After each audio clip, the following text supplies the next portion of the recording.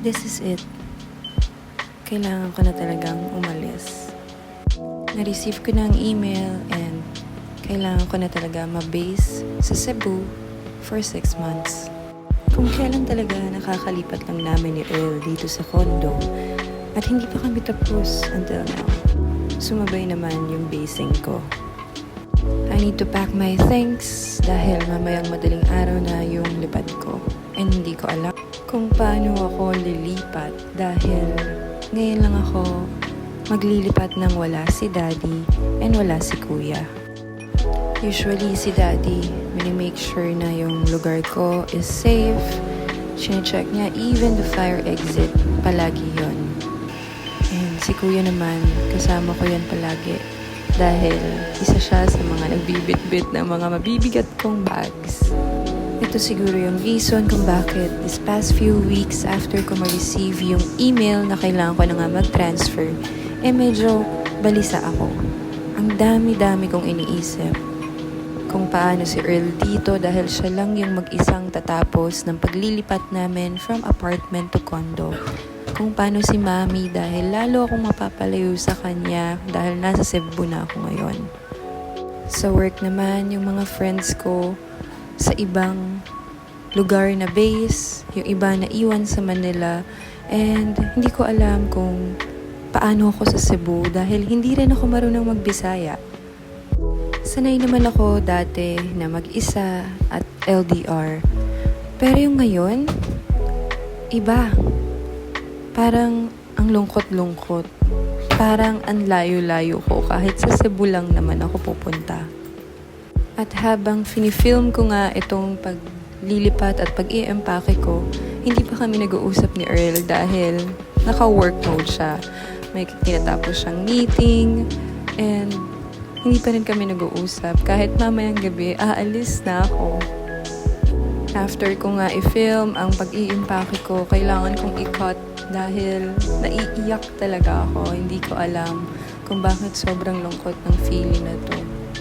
Hapon na nga rin ako natapos at ito, napatingin na lang ako sa sunset dito sa Manila na sobrang ganda. Fast forward to 2 a.m. and kailangan ko nang umalis. Ma'am, paano na yung mga future vlog ko? Di wala kang cameraman. Balik ka na lang dito. Sa 17, dapat may ano ka na, content ka na. Ilang minutes? Lalo akong nakaramdam ng lungkot nung nasa airport na ako kahit lagi naman akong nandito.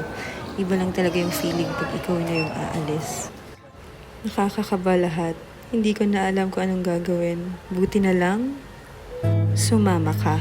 I have died every day waiting for you.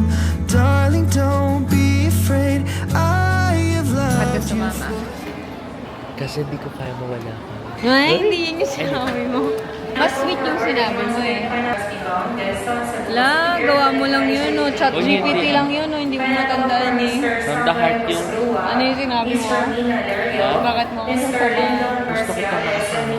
Hindi yan yung sinabi mo. Sabi ko, Chat GPT lang Parang siguro magsama yun. ka. Hindi nga yan yung sinabi mo. Sabi mo nun, "Cause I can see you're struggling. Ay, akala ko yung kanina. Hindi.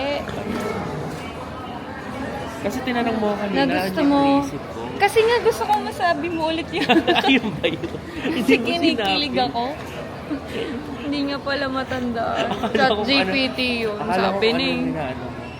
Oh, ano na yun? Sige. Because I can see how stressed you are.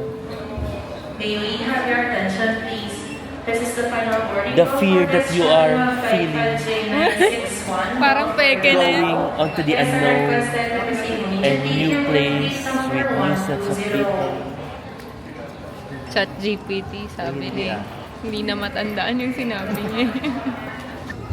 Maayon mo na. At dahil sumama nga sa atin si Earl dito sa Cebu, let the adventure begin!